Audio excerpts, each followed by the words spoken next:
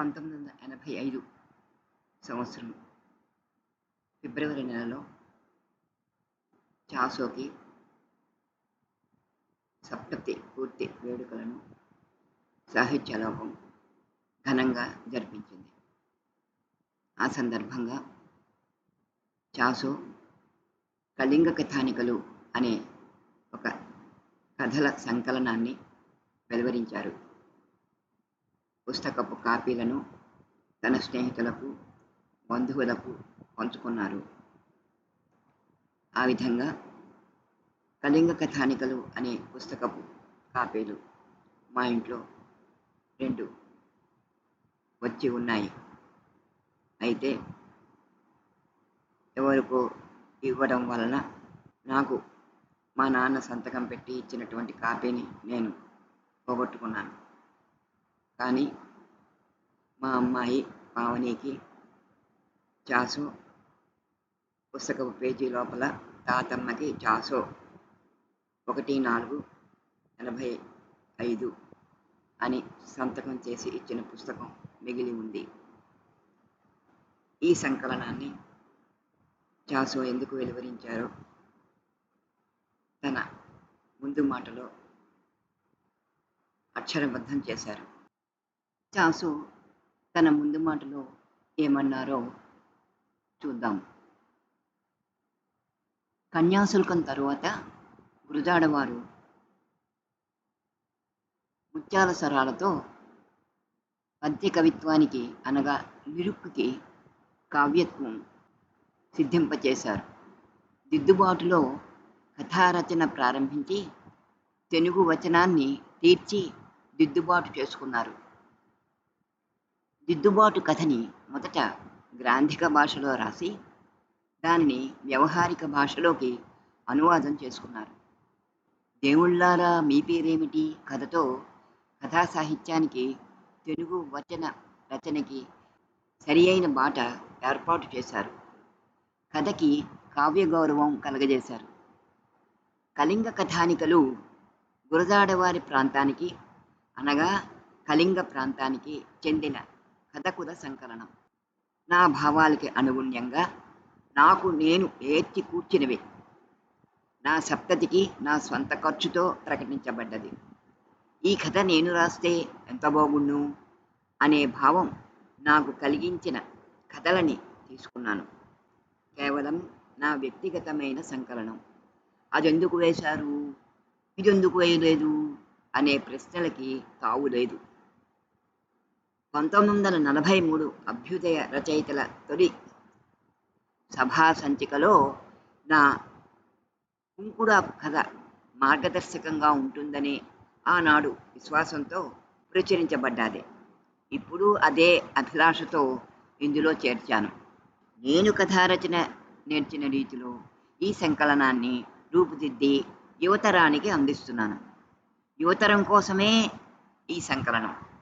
ఇందులో ప్రచురణకు ప్రేమతో అనుమతి ఇచ్చిన రచయితలకి, కవరు డిజైన్ చేసిన మిత్రులు శీలా వీర్రాజు గారికి కృతజ్ఞుణ్ణి. చాసో. ఇది వారు ఈ పుస్తకంలో పొందుపరిచినటువంటి వారి ముందు మాట. కళింగ కథానికల పుస్తకానికి అట్టం మీద చిత్రాన్ని శీలా వీర్రాజు గారు చాసో గారికి అందించారు. వారే ఈ పుస్తకం వెనుక అట్ట మీద ఏమని వ్రాసారో చూద్దాం. చాసో. తెలుగు వాతావరణం, పాత్రల సహజ ప్రవర్తన చాసో కథల ప్రత్యేకత. తెలుగు కథ రాస్తూ తెలుగులో ఆలోచించి తెలుగుతనాన్ని చొప్పించి రాసే బహు తక్కువ కథకుల్లో చాసో ఒకరు. కథని ఇష్టం వచ్చినట్టు మెలికలు తిప్పుకుపోకుండా ఒక చిన్న సంఘటనని తీసుకొని సహజంగా సరళంగా కథ చెప్పి తెలుగు చెకో అనిపించుకున్న చాసో ఏరి కూర్చిన కథల సంకలనం ఇది. తెలుగుతనం మూర్తీభవించే చాగంటి సోమయాజుల గారిలాగే ఇది అత్తమైన తెలుగు కథల సంకలనం.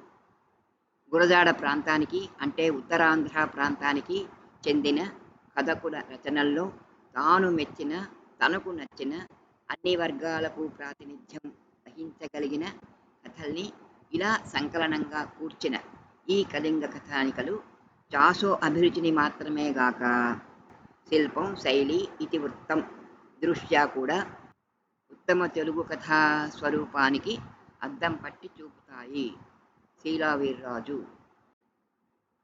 చాసు యువతరం కోసమే ఈ సంకలనం అని చెప్పిన కళింగ కథానికల సంకలనంలో తాను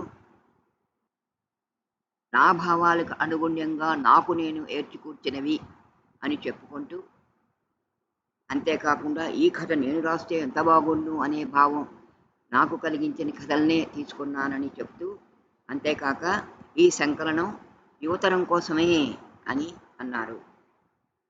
అందువల్ల ఏ ఏ కథలను ఈ సంకలనంలో చేర్చారో ఒక్కసారి చూద్దాం. గురజాడ అప్పారావు గారి దిద్దుబాటు, డాక్టర్ ఉప్పల లక్ష్మణరావు గారి గెరిల్లా, దిగుమర్తి వెంకటరామారావు గారి భద్రయ్య గారి సమస్య, కాళీపట్నం రామారావు గారి వీరడు మహావీరుడు, పండిత ఆ నరసింహ శర్మ గారి వారసత్వం, పూసపాటి కృష్ణరాజు గారి దివానం శేరీ వేట, భమిడిపాటి రామగోపాలం గారి కఠిన శిక్ష, చాగంటి తులసి గారి బామరూపాయి, భూషణం గారి అడివంటుకుంది, కేఎన్వై పతంజలి గారి మూటి మనిషి, రాచకొండ విశ్వనాథ శాస్త్రి గారి మాయ, అల్లం శేషగిరిరావు గారి వరడు, చాగంటి సోమయాజులు గారి కుంకుటాకు, త్రిపుర గారి పాము కథలు మొత్తముగా 14 కథలు ఈ సంకలనంలో ఉన్నాయి. చాసో గారు మెచ్చి ఏరి కూర్చిన కథలు ఇవి కనుక ఈ కథలేమిటో, ఈ కథల యొక్క వైశిష్టం ఏమిటో కథలను విని శ్రోతలు, సాహిత్యాభిమానులు, కథాభిమానులు తెలుసుకోగలుగుతారు కదా అని చెప్పి ఈ ఆడియో పుస్తకంలో వీటిని చేర్చుదామని భావించాను. ఈ కథలను ఒక్కొక్కటిగా విందాం.